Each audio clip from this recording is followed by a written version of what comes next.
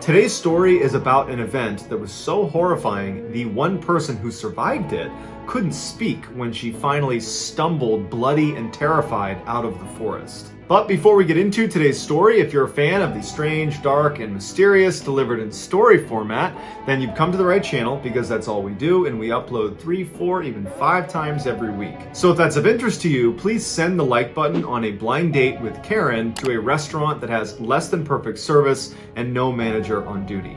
Also, please subscribe to this channel and turn on all notifications so you don't miss any of our weekly uploads. All right, let's get into today's story.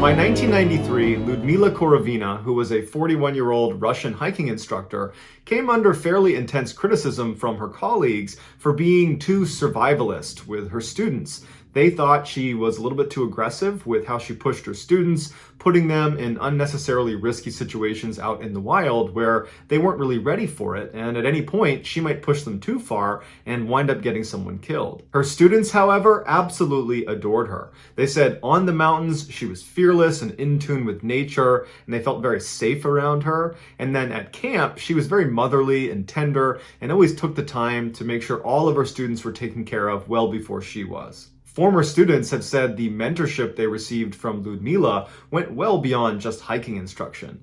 They said she taught a mindset that they carried with them into adulthood, and they pointed to as one of the main reasons they were successful later in life. In the summer of 1993, Ludmila was scheduled to lead an expedition up to the Hamar Daban Ridge, which is in eastern Siberia, and it's one of the oldest mountains on the planet. With her on this expedition would be 6 fairly experienced hiking students that ranged in ages from 15 to 24 years old. One of those 6 students was a 23-year-old young man named Sasha, who, although he was not Ludmila's biological son, she called him her son because she had raised him ever since he was a young child, and he looked at Ludmila as his mother. Sasha also happened to be the most physically fit and competent of all 6 hiking students, and he would function more like an assistant to Ludmila on this particular hike rather than a pupil. The other 5 students were 24-year-old Tatiana, 19-year-old Dennis, 16-year-old Victoria, 15-year-old Timur, and 17-year-old Valentina, who she is the only reason we know anything about the horrible things that happened to this group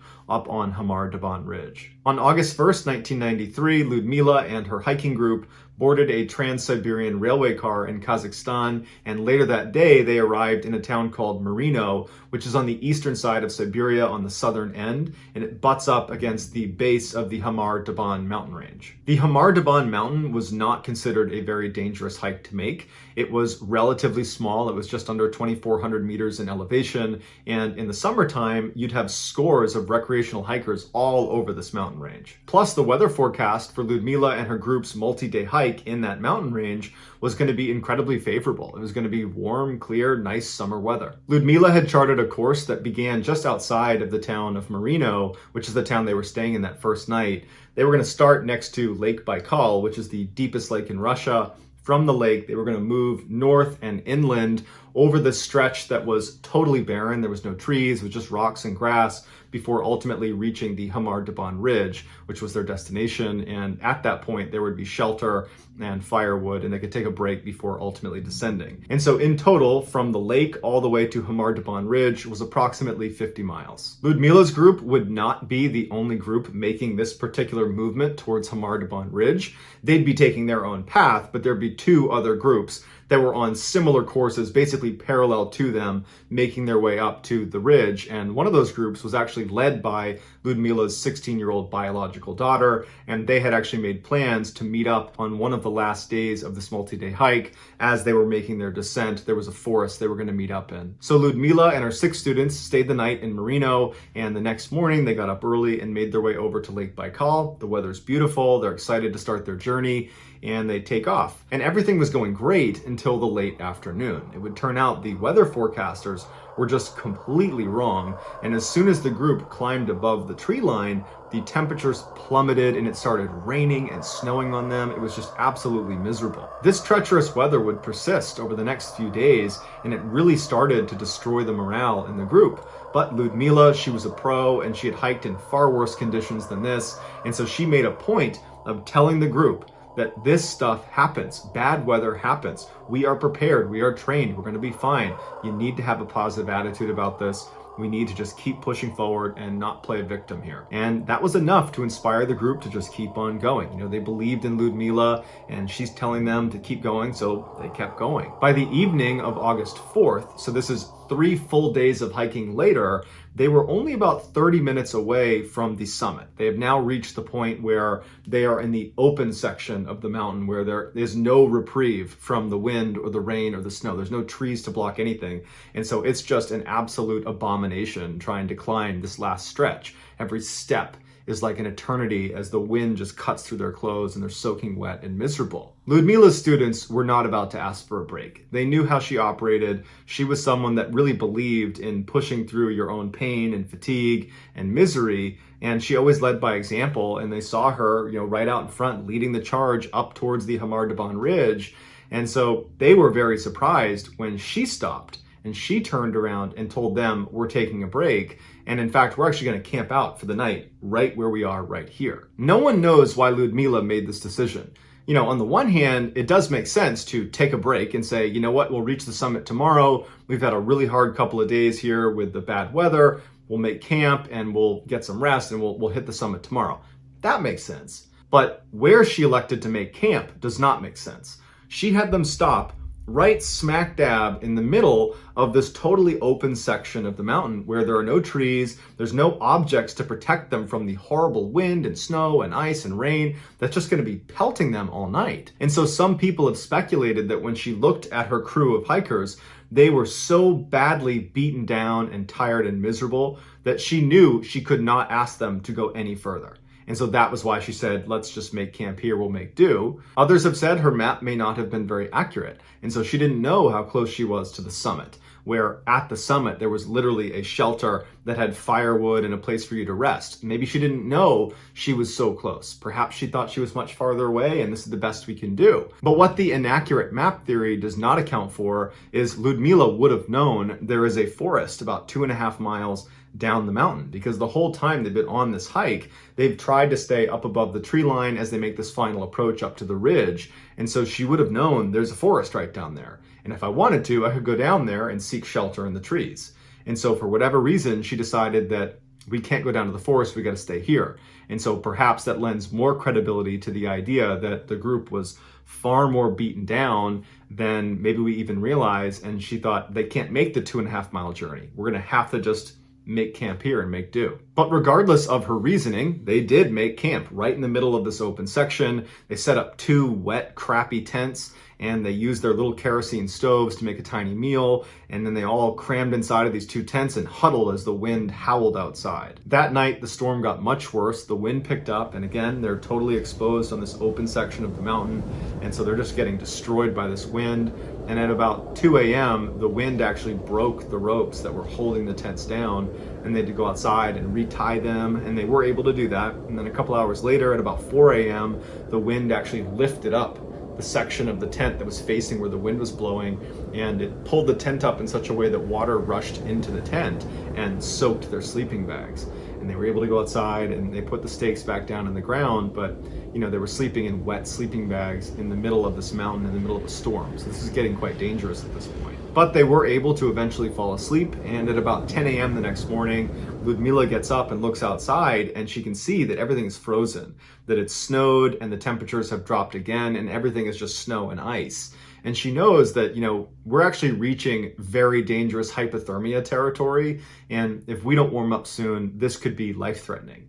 And so she woke everybody up and she said, we need to go down into that forest and we need to start a fire as soon as possible. And so everybody said, all right, they got up, they started packing up their things, rolled up their tents, and they began walking down the mountain in a line. Although this was not intended, when Ludmila had said, we will reach the summit tomorrow, that had delayed their schedule. And it meant they were not going to be able to meet up with her daughter the next day. But now in the morning, when they're deciding basically to abandon the summit and turn around and head down again, they were now back on schedule to meet up with her daughter down in the forest. However, her daughter said she was at the rendezvous point in the forest, and Ludmila and the 6 other hikers never showed. 4 days later, on August 9th, a group of Ukrainian kayakers were making their way down this river in southern Siberia, and they were passing by the Hamar Daban mountain range. And so as they're kind of slowly moving their way down, it's this beautiful morning, and they're looking up at the mountains all around them. The leader of this group happens to see something move on his left side. There's a forest right up against the left side of this river, and he turns his head and he has to do a double take because there is this girl who's standing there at the edge of the forest looking out at them totally expressionless, and she's covered in blood, and she's not doing anything. She's just standing there.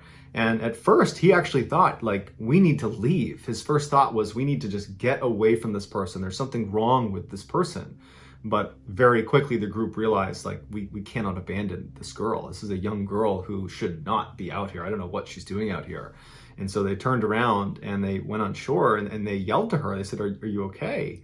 And she just stood there not reacting. And they tried a couple more times to say, hey, we're not going to hurt you. We just want to know what's going on. And she didn't say a word. She just stood there in shock. She looked very scared. They finally got up right next to her and they asked her, what are you so scared of? Where are you coming from? And they just could not get her to speak. But they're up close looking at her, and she's got blood all over her. She looks dirty. She looks like she might be sick.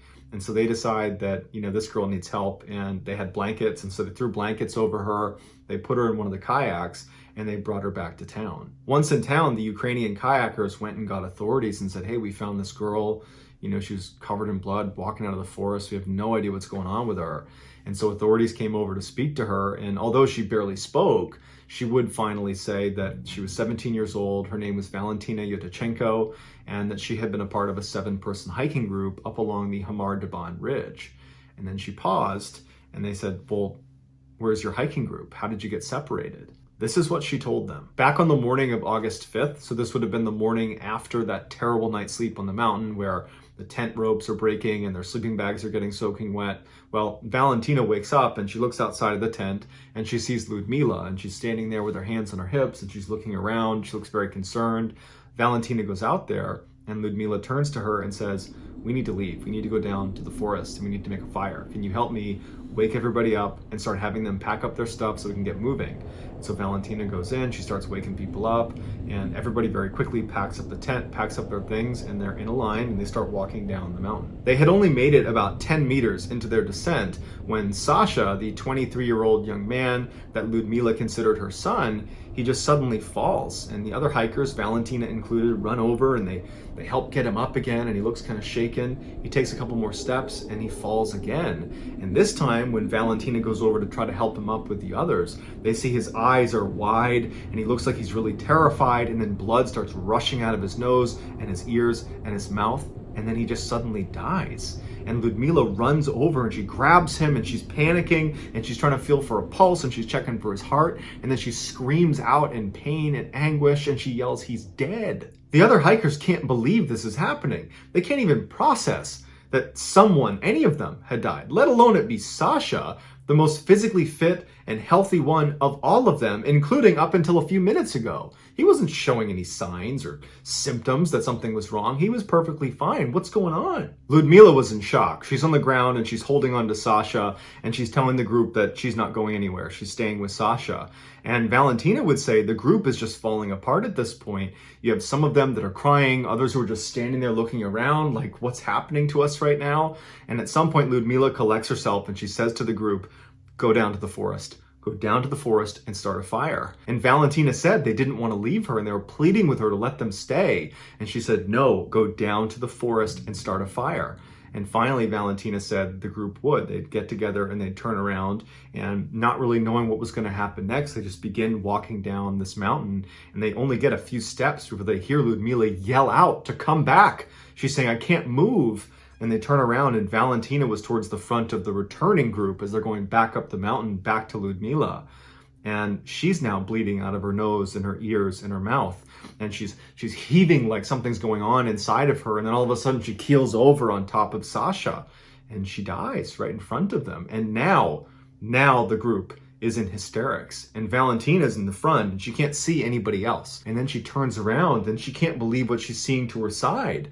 Now everybody else is bleeding from their nose and their ears and their mouth, and some of them are frothing from the mouth. Valentina reached for her mouth and her ears and her nose to look for blood, and there wasn't any. And then she turned and she saw 16-year-old Victoria and 24-year-old Tatiana suddenly fall to the ground, just like Sasha had, except they weren't just laying there. They began rolling around and ripping their clothes off and clutching at their throats, and they're frothing at the mouth. And so Valentina reaches down to try to help Victoria, the 16-year-old, and Victoria bites her on the hand and she pulls her hand back. And then Victoria curls into a ball and then goes still. And then Tatiana begins hitting her head on a rock over and over and over again until she goes still. At this point, Valentina is in pure survival mode, and so she looks at the other two, which was 15-year-old Timur and 19-year-old Dennis. Everybody else is down on the ground at this point. And she sees Dennis is moving behind a rock, and he looks like he's not acting as erratic as everybody else. And so she starts making her way over to Dennis to see if he's going to be okay. And on the way, she sees 15-year-old Timur fall to the ground, and he's suddenly lying there still. And so she believes he's dead too. She gets over to Dennis, and he's bleeding profusely from all of his orifices in his head, but he's talking to her. And he's saying, okay, you need to go back to your bag, get out whatever you can that is essential, ditch the rest, and run down to the forest, and I'll meet you down there. And so Valentina says, okay. She makes her way up to her bag. She gets her sleeping bag and a couple other small items. And when she turns around to go back to Dennis, she sees that he's now slouched over his backpack, and now the blood is just pouring out of his head, and she can tell that almost certainly he's dead as well. And so not only is she all alone, she's now totally traumatized and believes whatever has happened to them is going to happen to her. And so she runs down the mountain and she goes into the forest, and she gets underneath this rock overhang. She puts her sleeping bag down, she crawls inside, and she drifts in and out of consciousness for the rest of the day. And then that night, she's still laying there, and the storm picked up dramatically, and she could hear all night these huge trees all over the mountain falling and slamming all around her. And so she's thinking, if I don't die from whatever killed my friends, I'm gonna get hit by one of these trees. But she manages to get through the night. The next morning, the storm had cleared, and so Valentina gets up, and she's thinking to herself, maybe by some miracle, one of them is still alive. And so she climbs back up the mountain to where they were, and she finds all of them still laying exactly where they were when she left them, all motionless, all deceased. And so she decides to go one by one and close each of their eyelids.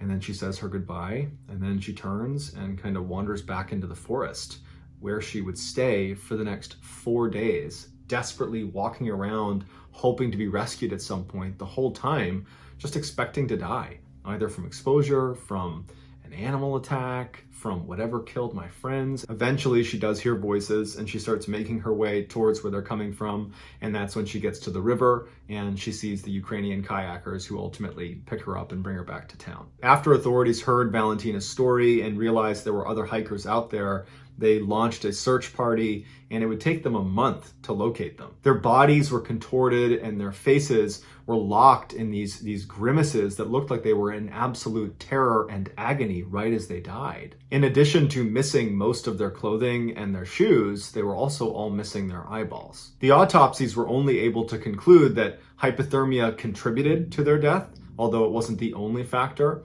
as well as a protein deficiency, despite the fact that they had all eaten well over the course of their trip, and that all of their lungs were very bruised, but they didn't know what that was from. But nothing the autopsy concluded could reconcile what Valentina said she saw happen, which was a sudden, violent death of 6 healthy people with no signs and symptoms leading up. Suddenly, they are bleeding out of every orifice, and they're falling to the ground, tearing their clothes off, grabbing at their throats, frothing at the mouth, and then dying. And whatever happened to them, why didn't it happen to Valentina? To this day, we don't really have a good answer why that happened, and the case is closed. It was ruled they mostly died of hypothermia, and it was an accident, and that's that. But this isn't the first time something like this has happened in Russia. In 1959, 9 very experienced Russian hikers set off on a 16-day expedition into the Ural Mountains in the Soviet Union, and about 10 days into their hike, they reached a part where they needed to crest over this mountain before some bad weather rolled in. And they started moving up this mountain, which would be renamed the Dyatlov Pass after the leader of this group. His name is Dyatlov. They started making their way up the Dyatlov Pass, and they were going too slowly, and the weather was coming in too quickly. And so they had to make a critical decision. Stay put, but be in this totally exposed, open mountain face, much like the Hamar Daban situation where they were up on that open mountain face. Either hunker down there and get ruined by weather, and the weather was a lot worse for the Dyatlov Pass group. It was, sub-zero temperatures and just snowing ruthlessly. Or they could go down and give up ground and go down to the forest at the base of this mountain where you'd be sheltered from the storm with some trees. And so these hikers who might be a little bit overconfident in their ability decide to stick it out right on this mountain face. And over the course of that night, at some point, they cut open their tent with a knife from the inside and ran out into sub-zero temperatures, most of them not wearing shoes, not wearing jackets, not wearing pants. They're basically in underwear. And they calmly walked down the mountain, all the way down to the forest. And once they got down there, two of them tried to desperately climb this big tree where there wasn't any low-hanging branches. And so they couldn't climb up it. We don't know what they were trying to climb up it for, but they ended up building this little tiny fire that could not have provided very much warmth at all. And they were found deceased lying around this fire. The 7 other hikers were found in 2 different areas. One that appeared to go down to that tree where those 2 were, but then doubled back and tried to get up to the campsite, but didn't make it and fell to the ground and died there. The other group was not found for a couple of weeks later. They were found at the mouth of this river. They were inside of this den, and they were wearing the clothes of the other hikers that were deceased. And the clothes they had on had traces of radiation on them.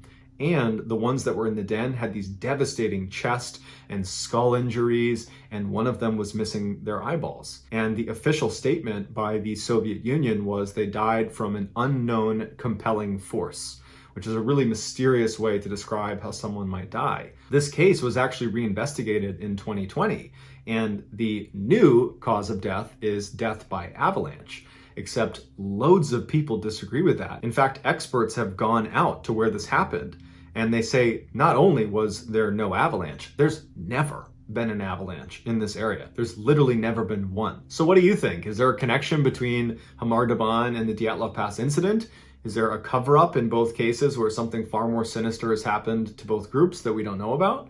Or are they unrelated, and these are just both examples of Mother Nature being far more powerful than we even realize? So that's going to do it, guys. I hope you enjoyed today's story. If you caught today's secret in the video, please let us know in the comment section what it is and where you found it. So give us the timestamp. And if you're the first to do that, we'll pin you at the top of the comment section. If you enjoyed today's story and you haven't done this already, please send the like button out on a blind date with Karen at a restaurant that is below perfect service and does not have a manager on call that night. Also, please subscribe to this channel and turn on all notifications so you don't miss any of our weekly 3, 4, even 5 video uploads. If you want to get in touch with me, you can direct message me on Instagram or on Twitter. My username for both platforms is the same. It's just JohnBallen416. I also have a ton of content over on TikTok where my username is MrBallen. If you have a story suggestion, please submit it to our subreddit just called MrBallen. It's linked in the description below. So whether I see you on Twitter, Instagram, TikTok, Reddit, YouTube, or some combination, just know that I really appreciate your support. And until next time, that's going to do it.